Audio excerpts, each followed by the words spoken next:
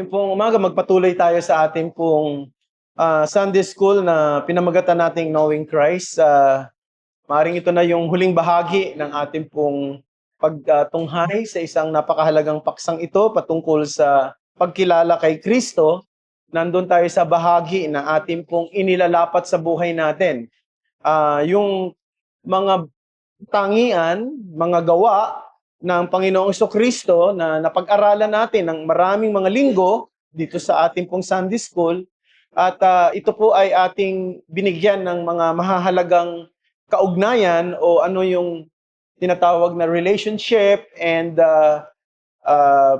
connection ito sa buhay natin. Unang-una, tinalakay natin na ang Panginoong Kristo at tayo ay mayroong kaisahan, our union with Him.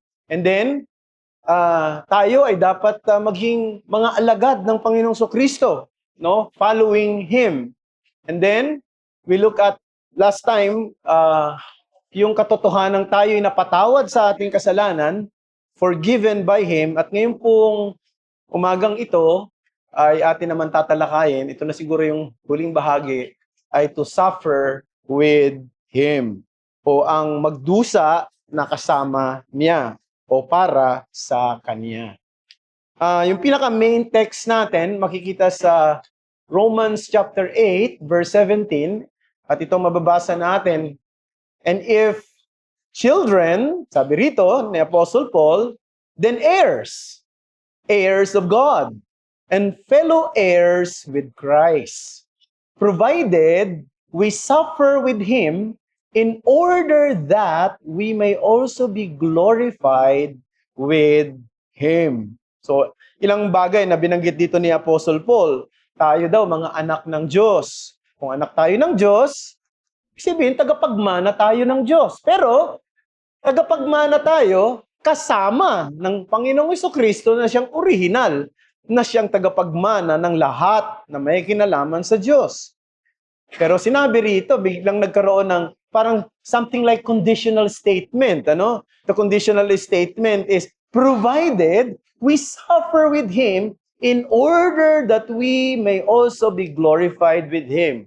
Now, this is not actually a conditional statement, but this is a statement that speaks of the evidence. So, ang sinamang mga anak daw ng Diyos at mga tagapagmana ng Diyos kay Kristo Jesus ay dapat nakikita ang isa sa mahalagang ebidensya, siya'y nagkakaroon ng mga sufferings.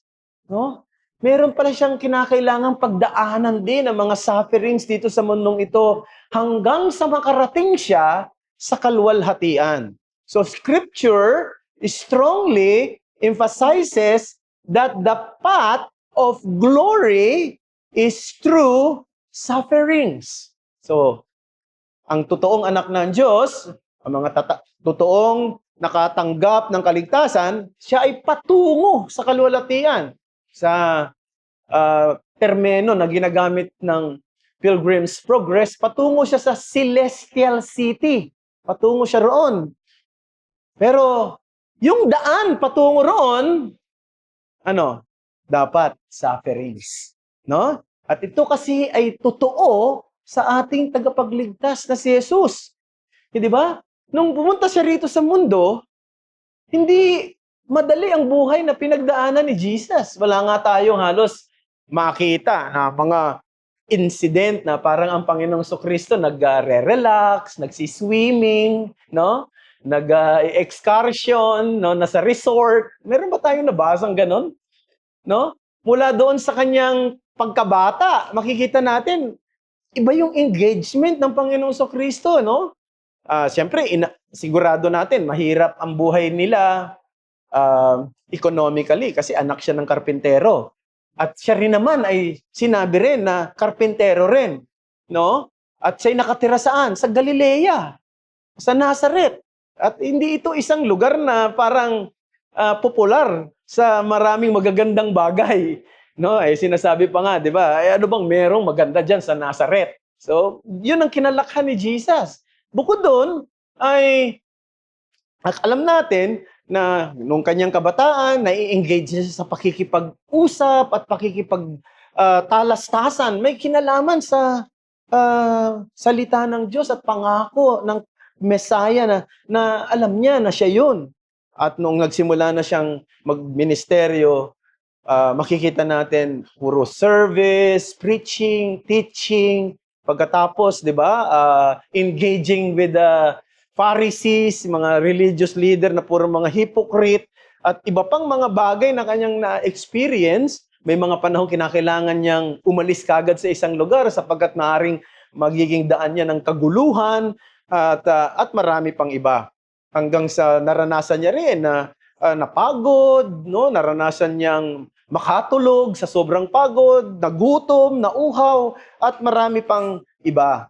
Hanggang sa siya ay dumating doon sa pinaka-ultimong sufferings na kanya pong pinagdaanan, ang pagkapako at sa krus at ang kanyang kamatayan. And then, tumungo na siya sa kanyang kaluwalhatian. And the same path that we should also be heading, being the followers of Christ. Now, of course, anumang hirap na pagdadaanan natin, yung meaning na yon ay hindi katulad ng meaning nung pinagdaanan ni Jesus. Pero dahil tayo mga alagad ng Panginoong Kristo, ay doon na-identify ang pagkakaroon natin ng kaugnayan sa Kanya. Kaya, meron talagang sufferings. Ngayon, dalawang bagay ang titingnan lang natin, sana matapos natin ng mabilis. Una, yung false teaching on Christian suffering, and then yung factual truth about Christian suffering. Ano ba yung mga false teachings? May mga maling turo pagdating sa usapin ng pagdurusa no? Gusto ko lang din sabihin, mga kapatid, na may mga tao na nagdadala talaga ng pagdurusa sa kanyang sarili, no? Ibig sabihin, meron siyang suffering kasi produkto ng sarili niyang pagkakamali, kasalanan, no? Maaring meron siyang addiction sa isang bagay at dahil doon sa addiction na yon, nagdala ito ng suffering sa kanya. Pwedeng ito ay nicotine, no? Pwedeng ito ay paninigarilyo na dahil doon hindi niya ma-overcome yon. Ano nangyari? Alipin na siya noon, no? O kaya naman pwedeng ito ay alcohol o yung pag-inom ng mga nakalalasing na alak na ayaw niya itong supilin sa kanyang sarili at dahil doon ay naging alcoholic siya, nagkasakit siya, nasira ang atay niya at siya mismo nagdala ng suffering na yon sa kanya. Meron namang iba, 'di ba? Masyadong abuso sa kanyang sarili. Hindi halos natutulog, no? O kaya naman kung saan natutulog lang kung saan nakahubad ang damit, nagkaroon ng tubig sa baga, something like that, no? Yung iba ay hindi kumakain ng mga healthy food, no? Mahilig sa mga chichirya, mahilig sa mga pagkain katulad ng Lucky Me, na masarap kasi talaga yung Lucky Me, no? Manat, araw-araw kang mag-Lucky Me, di sigurado, kidney ang tatamaan yan sa'yo, no? Yung iba naman, ay yung tinatawag natin na uncontrolled emotion that lead to what? Uncontrolled behavior, like mga road rage, di ba? Makikita niyo yan. Di ba, nagkatinginan lang sa mata, away na. O kaya nagkasingitan lang, away na, no? Grabe talaga ngayon, yung mga road rage. Sabi ko nga sa sarili ko, sana hindi ako ma-engage sa ganito. Nakakatakot ngayon sa daan. May violence na, andyan pa yung mga titawag na sexual abuse. O yung iba, di ba? Siguro dahil sa hindi niya makontrol ang kanyang emosyon, may nagpatiwakal na siya. So mayroong mga ganyan, mga kapatid. O yung iba naman, dahil hindi ka masyadong maingat sa pagsasalita mo. Yung, alam mo, may mga taong hindi makontrol yung salita no? Alam mo, pupunta ka sa airport, nakalagay doon sa airport, lahat ng airport dito sa Pilipinas yata may nakalagay na, no bomb jokes. Di ba? Bawal magbiro na may kinalaman sa bomba. Siguro, merong isang kilalang tao, maaring artista, nag-joke. Isip niya siguro, untouchable siya. Ayun. Dahil nga narinig, di inaresto siya. Hindi siya nakasakay doon sa flight niya. So, maaaring may mga ganyang mga sitwasyon, mga kapatid, no? At tayo mga mananampalataya, kapag tayo gumawa ng kasalanan, hindi natin pinagsisisihan yung kasalanan natin, maglilid yan sa suffering. Bakit?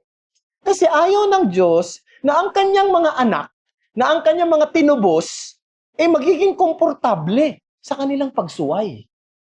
Diba? Ayaw ng Panginoon nun, na sumusuway ka na nga sa kanya, komportable pa rin ang buong pakiramdam mo. Hindi. Ang gagawin ng Panginoon, gagawa siya ng mga paraan para maibalik ka sa kanya. At kung talagang minsan kinakailangan, baka kalusin ka na rin minsan ng Panginoon. Ano? Di ba? Ano nangyari kay Jonah? Dahil sa kanyang pagsuway, doon sa kalooban ng Panginoon na pumunta siya sa Nineveh, dahil galit siya sa mga taga-Nineveh at nakikita niya itong mga taga-Nineveh, malaki ang ginawa nitong pinsala sa kanilang bayan, hindi siya tumuloy roon. Anong ginawa ng Panginoon? Nagpadala siya ng malakas na bagyo, ng ulan, na halos ikamatay, hindi lang niya, kundi ng mga lahat ng crew doon sa barko. So makikita natin, the Lord has His own way of restraining sometimes, or even disciplining or punishing His own children because He doesn't want us to be comfortable in disobedience. No?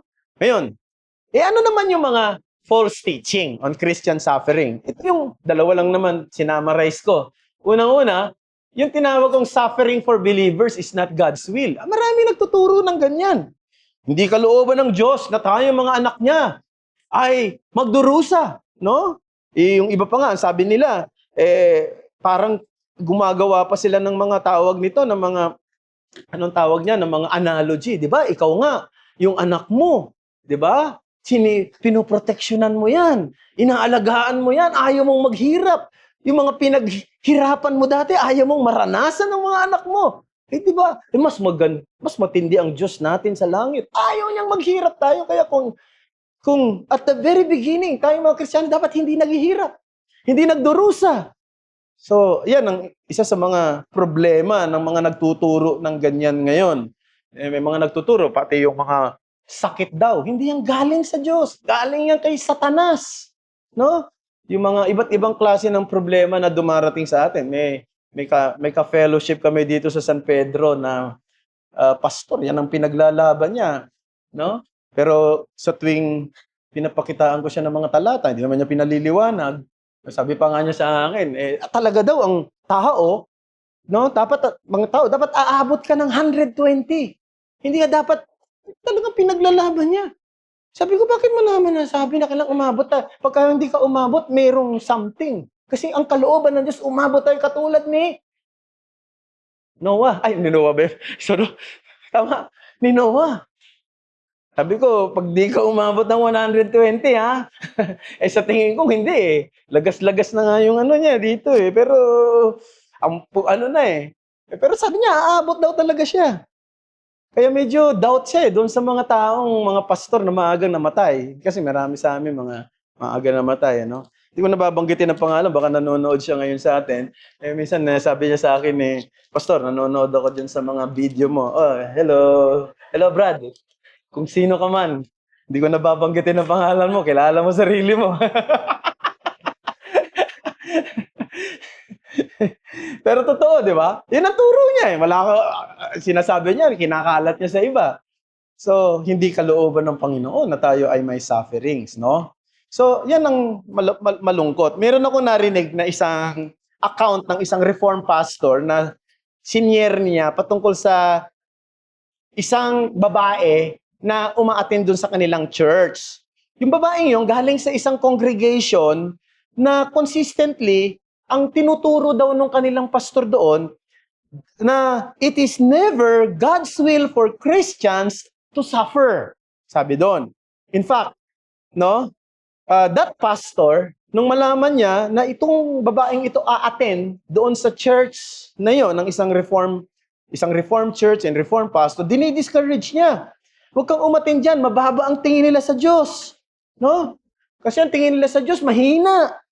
At ang tingin nila sa Diyos, isang malupit na Diyos, harsh. Kasi hinahayaan niya mag-suffer yung mga anak niya. Hindi ganyan ang Diyos natin. Ang Diyos natin mabait. No, ayaw niyang maghirap ang kanyang mga anak. No, yun ang sinasabi niya. A year later, itong reform pastor na ito, nasa bakasyon siya kasama ng asawa niya.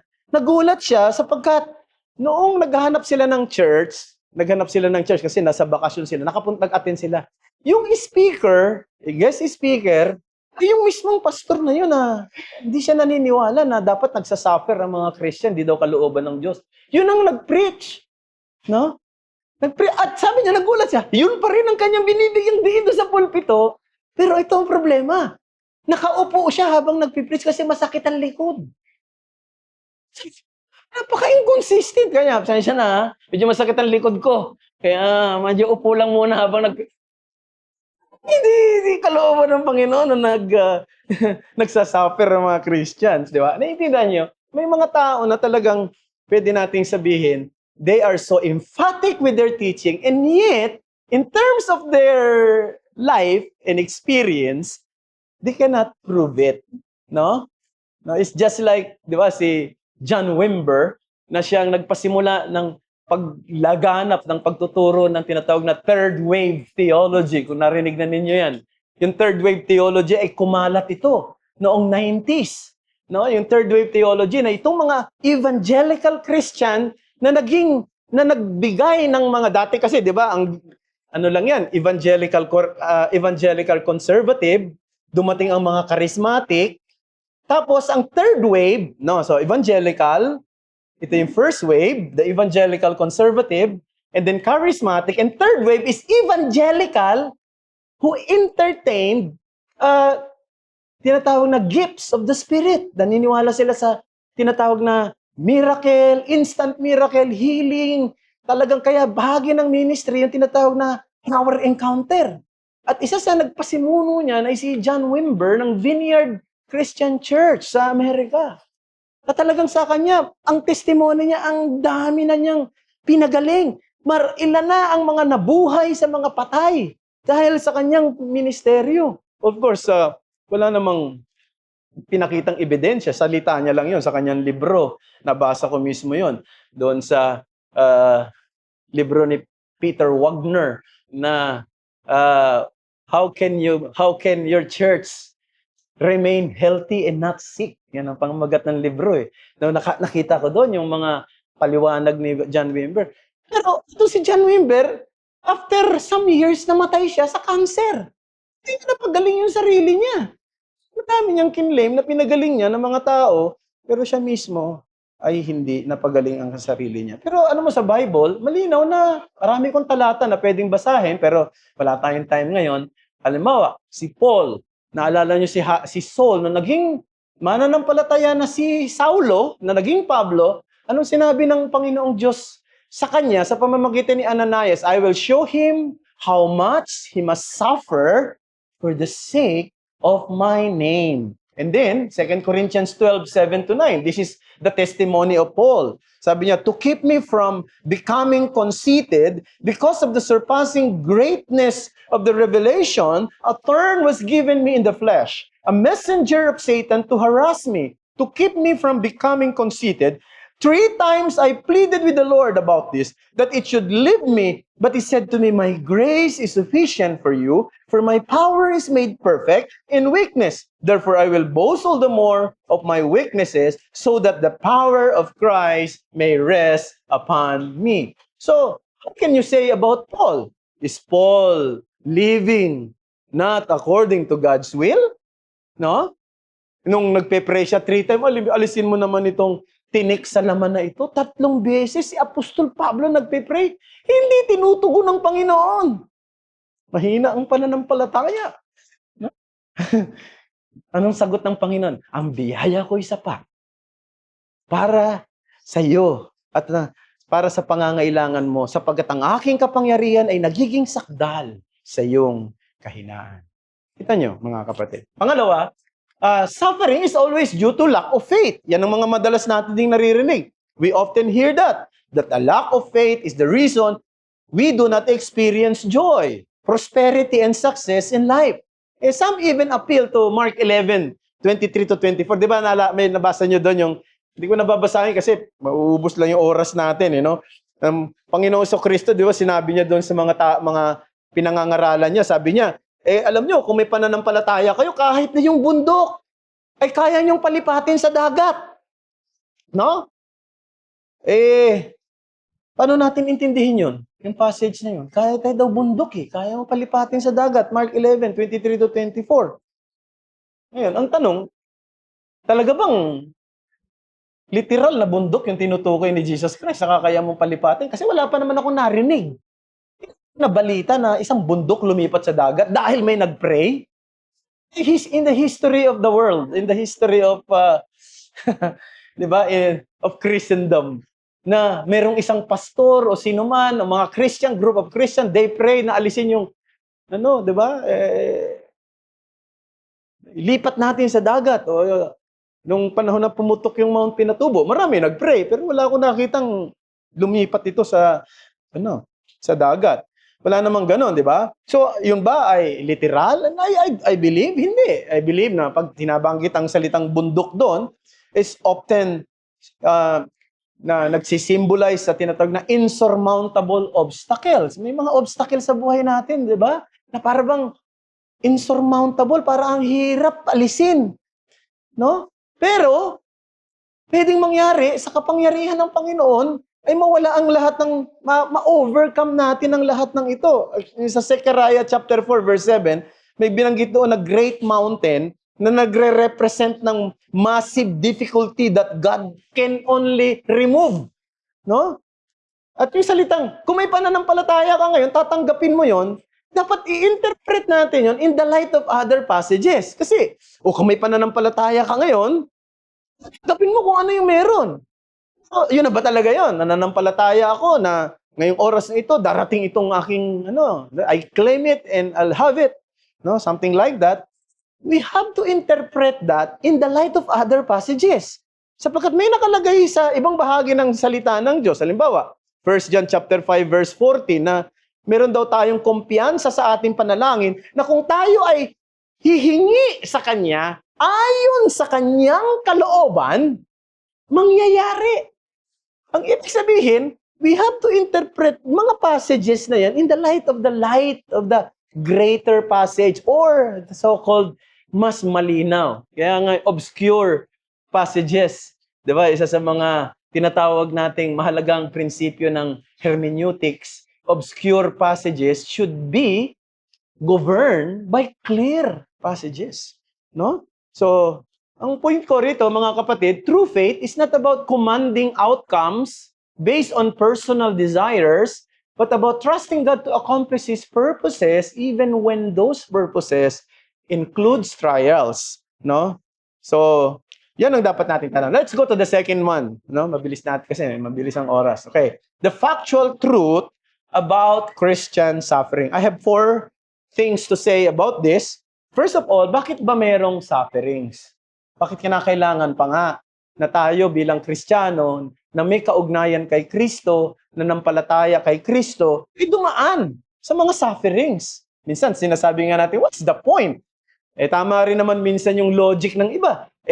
Di ba, pagka ikaw, kaya ka nagsisikap, no? Kaya mo nagtatrabaho, gusto mong bigyan ng mabuting kinabukasan ng iyong anak para hindi siya mag-suffer katulad ng maaring pinagdaanan mong sufferings noon. Di ba? Totoo naman yan. Sino ba sa atin dito mga magulang na gusto mo yung paghihirap na pinagdaanan mo dati, mararanasan din ng anak mo? Wala siguro. Lahat tayo gusto natin, mga anak natin, kung may magagawa lang tayo, hindi nila maranasan yung naranasan natin na mga maaaring mahirap. No? Pero, I don't think na pwede natin gamitin analogy yan as an absolute analogy for our Christian living. Kasi ibang panuntunan ng Diyos sa ating buhay. Bago tayo makarating sa kalwalatian, may pagdadaanan tayo. The path of sufferings ang dadaanan natin bago natin ma-reach yung glory. Unang-una, I call this one the refinement of character. So, yung pagtutunaw ng mga ginto, no? Yung nire-refine yan, di ba? Yan ay isang ancient practice. Well known yan even to ancient Israel.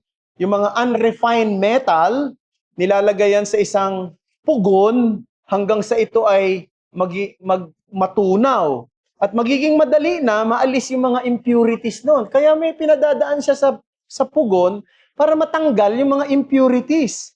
The same way, ang buhay Kristiyano is often illustrated through this process. Trials and suffering serve to remove the dross from a believer's character. Marami tayong dumi. Ang totoo, marami tayong impurities sa isip natin, diyan sa bibig natin, sa puso natin, sa mga ginagawa natin. May mga paraan ng Diyos para tayo ay dalisayin.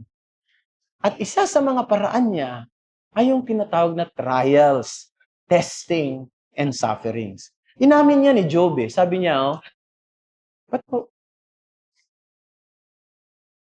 ba't hindi ko nailagay yung verse? Dali Hindi ko nga ba nailagay? Ay, sorry. Hindi ko nga nailagay. Pero basahin ko na lang sa inyo, mga kapatid. Job 23:10, doon sa mga nagbabasa, nagtitake note, I mean. Sabi doon, Job 23:10, but He knows the way that I take. When He has tried me, I shall come out as gold. Kapag daw ako ay sinubok niya, sabi ni Job, ako ay magiging parang ginto. No? Wala nang impurities. Proverbs 17:3. Sabi rito, the crucible is for silver, and the furnace is for gold, and the Lord tests hearts. 1 Peter 1:6-7. Please somebody read.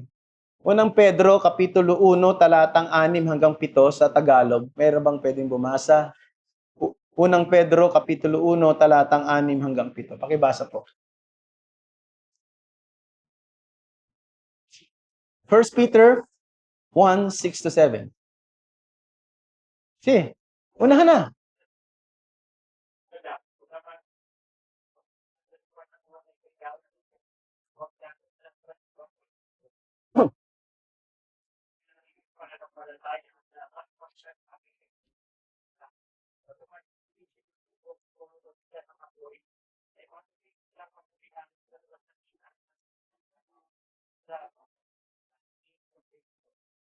Okay. Now, hindi natin matiyak kung anong ibig sabihin ni Pedro, yung sinabi niya na that you may be found to result in praise and glory and honor at the revelation of Jesus Christ. Ano kaya ibig sabihin niya?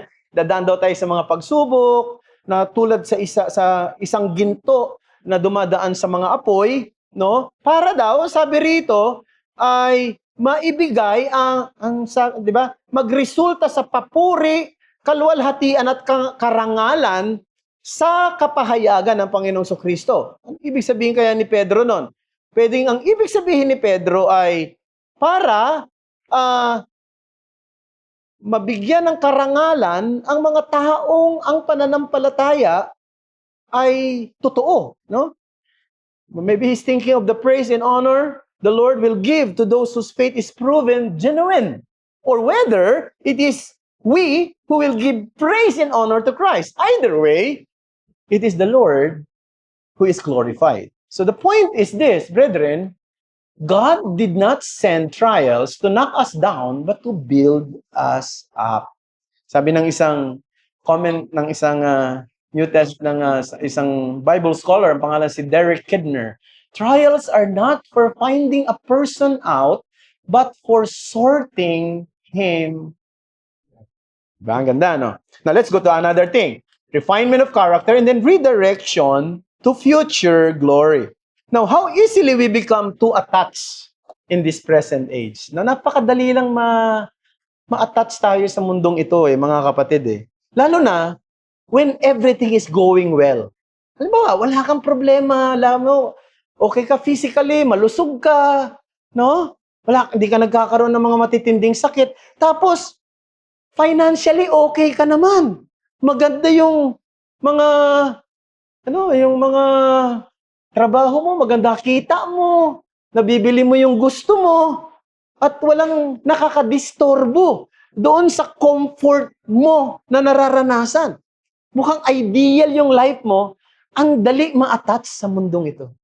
Parang dadating yung time ba na parang ayaw mo nang umalis. Parang gusto mo nang mabuhay magpakailanman. No? Kaya nga, yun ang hindi dapat sa mga Christian. Kasi yan ang tragedy na pwedeng mangyari.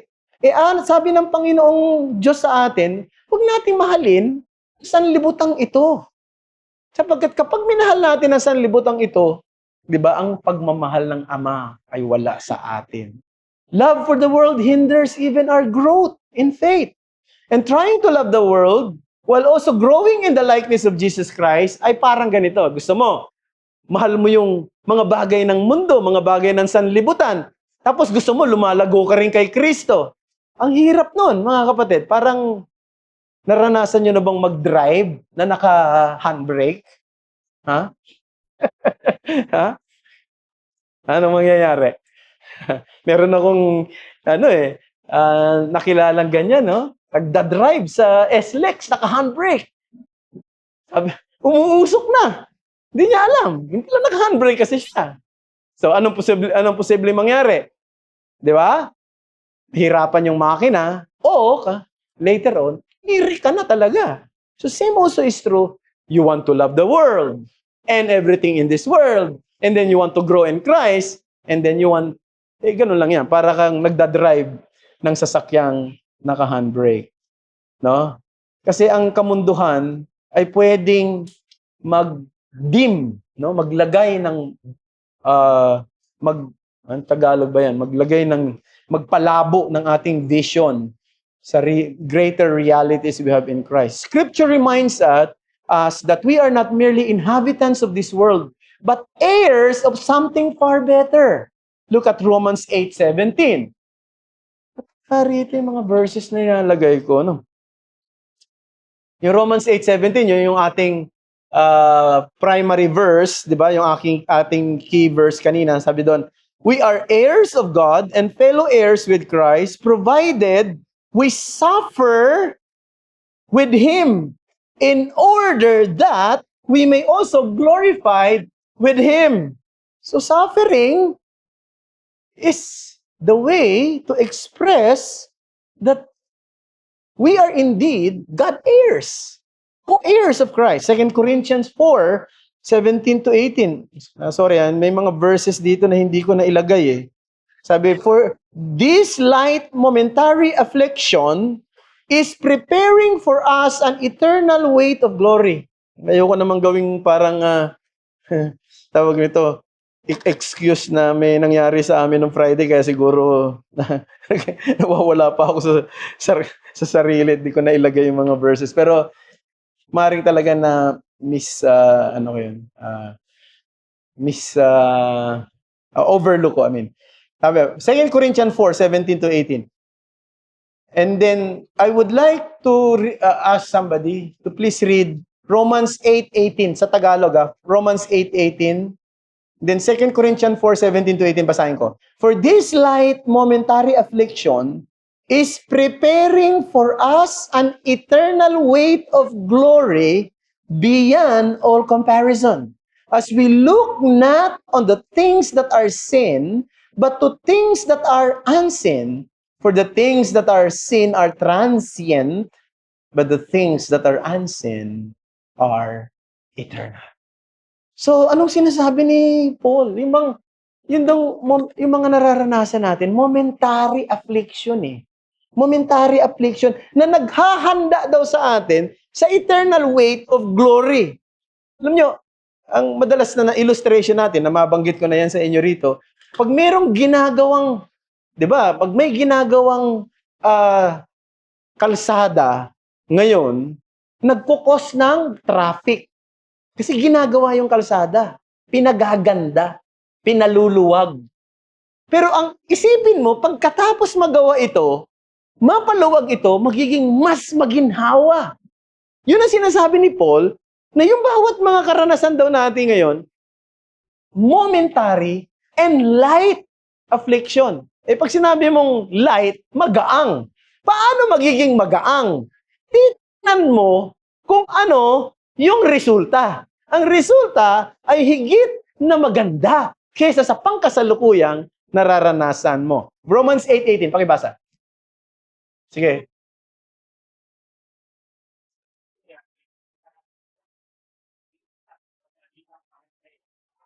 So, dito makikita natin, no?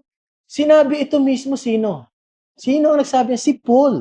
Alam mo si Paul, hindi siya nagsasalita batay sa kanyang kagalingan, kundi minsan batay sa kanyang karanasan. Si Pablo na nagsasalita, may ngipin yung mga sinasabi niya eh. Bakit? Siya mismo na experience niya yun, na ang mga pangkasalukuyang pagdurusa daw, hindi daw pwedeng ikumpara yan sa darating na mahahayag. Eh, Simpson, sasabihin, dali mo lang magsalita. Hindi mo alam ang pinagdadaanan ko. Di ba? May mga ganyan, mga ganyan. Alam mo, kung alam mo lang, pastor, kung ano, yung mga pinagdadaanan ko ngayon. Tingnan natin kung ano pinagdaanan ni Pablo. Sabi niya, 2 Corinthians 11:24-28. Sabi niya, 5 times I received at the hands of the Jews the 40 lashes less 1. Sabi niya, 40 lashes less 1. Ibig sabihin ilan? 39. Tama? Bakit sinabing 40 lashes less 1? Kasi ang dapat ibigay lamang na latigo para sa mga pinarurusahan noon, dapat 4 na po. Pag lumampas yun, yung mismong naglalatigo, ibibigay sa kanya, lumagpas, naging 41, 42, siya, lalatiguhin din siya. Kasi lumagpas na. Kaya ang ginagawa ng iba, binabawasan, no? Para hindi talaga siya lumagpas, no? Sa lashes. Kaya sinabi niya, 40 lashes less 1. 3 times I was beaten with rods. Once I was stoned. 3 times I was shipwrecked. A night and a day I was adrift at sea, on frequent journeys, in danger from rivers, dangers from the robbers, dangers from my own people, dangers from Gentiles, danger in the city, danger in the wilderness, danger at sea, danger from false brothers, in toil and hardship, through many a sleepless night, in hunger and thirst, often without food, in cold and exposure, and apart from other things, there is a daily pressure on me of my anxiety for all the churches. So this man speaks what he experienced. It seems that he did not enjoy good health, di ba? But his heart was set on the right hand of God, and thus see his current affliction as light and momentary experience. The point is this: sufferings helps us to see that the life of glory far surpasses anything we have in this fallen world. Sufferings helps us to see that the life of glory far surpasses anything we have in this fallen world. Sabi ni John Calvin, if heaven is our country, what can the earth be but a place of exile? Tama ba yun? Ganda sabi niya, no? Kung ang ating bayan ay ang langit, anong ibig sabihin na nandito tayo sa mundo? Eh parang in-exile lang tayo rito, no? We are being exiled in this world. So suffering helps us to see that life of glory far surpasses anything we have in this fallen world. Now let's go to number 3. Restraint through humility. Now, suffering has a way of stripping away the illusion that we are self-sufficient. It humbles us because it brings us face to face with our limitations. 2 Corinthians 12:7 again. Sabi ni Paul, to keep me from becoming conceited. Now, what's the point? The point is even Paul himself, diba, can sense the tendency to be conceited. So siya mismo nakakaramdam sa kanyang sarili, pwede akong maging mayabang. Pwede akong maging magmataas, maghambog. Bakit? Eh, meron akong nakita na narinig na hindi ko kayang ipaliwanag. Nakarating ako sa 3 langit eh. Imagine mo yung mga experience ni Paul na yon. Na sino sa atin dito ang naka-experience nun? Di ba? And because of that, Pwede niyang masabi, I'm above everybody. Sa Tagalog, ako'y angat sa iba. No? Di ba, may soft drinks noon na angat sa iba. Sarsi ba yun? No? Ha? no, nung araw, may nakikita. Hindi ko na nakikita ngayon eh. Patungo dyan sa bandang Los Baños, may nakita akong isang pangalan ng church nila. No? Ayoko na banggitin yung pangalan. Ito yung pangalan. Nakasusunod na salita, ang iglesyang angat sa iba.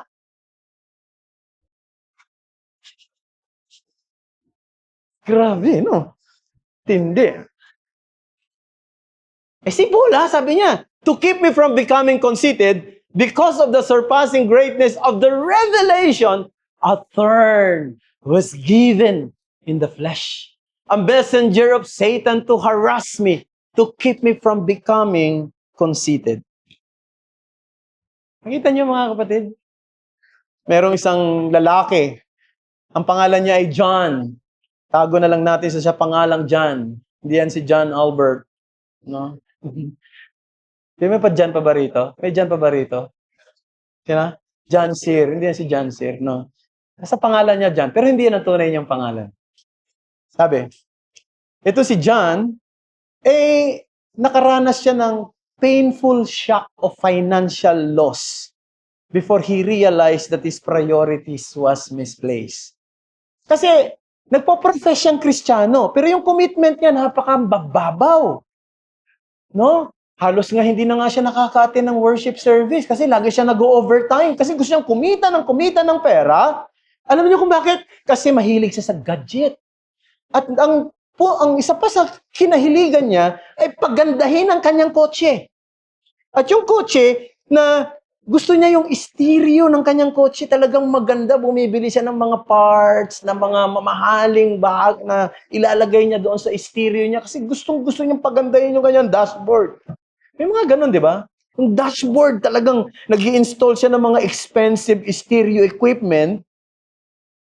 Isang araw, habang nakapark ang kanyang sasakyan sa isang supermarket, pinasok ito ng pagnanakaw. Sinira at ninakaw yung kanyang stereo system. At yung incident na yon ang nagpabago ng kanyang pananaw sa buhay. Pumunta siya sa kanyang pastor at kinausap niya yung kanyang pastor. Sabi niya, gusto kong magpagamit sa iglesia, paano ako makakatulong? Sabi niya, ano nangyari? Mukhang bigla ka na lang nagkaroon ng interest sa gawain ng Panginoon. Kasi nakikita nga, lagi nga siyang low ang kanyang commitment sa Panginoon. Kinuwento niya yung insidente na pinasok yung kanyang kotse, tinanggal yung mga mamahalin niyang, nilagay niyang mga stereo doon sa kanyang dashboard. Sabi ng pastor, pumunta ka na ba sa pulis? Ni-report mo na? Sabi niya, hindi pa pero parang wala na nga akong interest eh. Sabi niya, bakit? Kasi sa totoo lang, itong insidenteng ito ay ipinamukha sa akin ng Diyos ang aking kahangalan. No? Masyadong akong nag-proud doon sa pag-i-invest ko ng aking oras, ng aking effort, ng aking pera sa mga bagay na walang eternal value. Dito natin dati na makikita na minsan gagamitin ng Panginoon ang mga pangyayari para i-humble ka at ipakita sa'yo, something is wrong with your priorities. Something is wrong with your Christian living. No? Tama? Kaya, di naman masama magkaroon ng magandang stereo, no? Pero dapat we know our priorities. And then the point is, brethren, suffering is the hand of God that gently bends the proud knee of man into humility. Suffering is the hand of God that gently bends the proud knee of man into humility. And let me quote from Tim Keller, a lump of coal under pressure becomes a diamond, and the suffering of a person in Christ only turns you into somebody gorgeous. That's Tim Keller. Ang ganda, di ba? Yung palang diamond ay ay galing sa isang lump, isang maliit na coal, parang uling lang, sa ilalim ng bundok na dumadaan sa matinding pressure, no? At hanggang sa ito ay maging isang diamond. Okay? Same also is true with us. So, una nakita natin ay tinawag kong refinement of the character. That's a factual truth about Christian suffering. And then, redirections doon sa ating focus sa future glory. And then, restraint to humility. Last but not the least, resemblance to Christ. Christ-likeness is not merely about being holy like Christ, but also about identifying with His life and His work. Now, dapat kung ano yung ginawa ni Kristo, gagawin din natin. Hindi para magkaroon ng merit. No, kasi, halimbawa, magsasuffer ba ako para maambag yon sa mga kaligtasan na meron ako? Hindi. Tapos na yun eh. Kay Kristo lang yon. Para i-express ang ating kaisahan sa Kanya, ang pasasalamat din natin sa Kanya. Included in this identification is the willingness to suffer with Him. 1 Peter chapter 2, verse 20 to 21. For what credit is it? If when you sin and are beaten for it, you endure. But if when you do good and suffer for it, you endure, this is a gracious thing in the sight of God. For to this you have been called, because Christ also suffered for you, leaving you an example so that you might follow in His steps. So dito, ang punto ay ang mga pagdurusa ay bahagi ng ating buhay bilang Kristiyano, anuman ang sirkumstansya na meron tayo. It is woven into our calling as believers. Philippians 3 verse 10, I hope I have put that yan. That I may know Him and the power of His resurrection and may share His sufferings, becoming like Him in His death. Ano kaya ibig sabihin ni Pablo nito? Diba? I may share in His sufferings. No, nakikita niya na ang suffering ay essential sa kanyang paglagong espiritual. To share in His sufferings is to identify deeply with Jesus Christ. Not by atoning for sin, hindi sa para iligtas, magdagdag ng ambag sa kanyang kaligtasan o para sa pagpapatawad ng kanyang kaligtasan, kundi sa pamumuhay na mayroong marka ng pagtanggi sa sarili, pagsunod at hangaring magtiis alang-alang sa Kanya. No? At yun yung paalala rin ni Jesus sa kanyang mga disipulo sa Mark chapter 10 verse 39, yung kanyang 12 apostol. Sabi niya, di ba? The cup that I drink, you will drink. And with the baptism with which I am baptized, you will be baptized. So, you want to follow me? No? You have to drink what I will drink. And that is, of course, suffering. Ano? And then, makikita rin natin, 2 Timothy chapter 3, verse 12, indeed, all who desire to live a godly life in Christ Jesus will be persecuted. So, dapat tingnan natin yan. Kasama sa mga sufferings, yung persecution. No, iba-iba yung mga experiences ng mga Christian pagdating sa persecution, doon sa lugar ng pinagbabawal talaga ang gospel, pinagbabawal ang pangangaral, ang pagtuturo, ang worship in public, mabigat ang persecution na kanilang hinaharap. Pero sa atin dito, meron din tayong persecution. Maaring persecution sa ating family, maaring hindi nila nagugustuhan yung ating pananampalataya, maaring tingin ng iba, tayo ay nababaliw na dahil tayo ay nagwo-worship sa Panginoon every Sunday faithfully. No? Yan. So, maraming iba't ibang paraan. Pero tandaan natin, sabi sa Philippians 1:29, for it has been granted to you. Imagine yung salita, granted. No? That for the sake of Christ, you should only believe. So, the faith that we have in Christ is being granted to us. Hindi ito basta nangyari lang na lumabas sa ating pagkatao. Binigayan. Kaya tayo nanampalataya. Pero mayroon pang sinabi, but also suffer for His sake. What's the point? Suffering then is not an exception in the Christian life. It is an expectation for those who follow Christ faithfully. Let me end by quoting one of the great Puritans who sa panahon ng Puritan era, syempre, si Richard Ang basa ng iba rito si Richard Sibbes, pero alam ko ang tamang basa ay Richard Sibbes. Sabi niya, we as Christians suffer so that we may more deeply understand how Christ suffered for us through our experience. Without this, we may lightly esteem our redemption and fail to value His sufferings as we ought, which would be a horrible sin. So, kasama pala yun eh. Alam mo, minsan yung mga sufferings na nararanasan natin, ay para rin maramdaman natin kahit katiting lang, kahit patak lang kung ano ang naramdaman ni Kristo noong siya ay nagsasuffer dito sa mundo.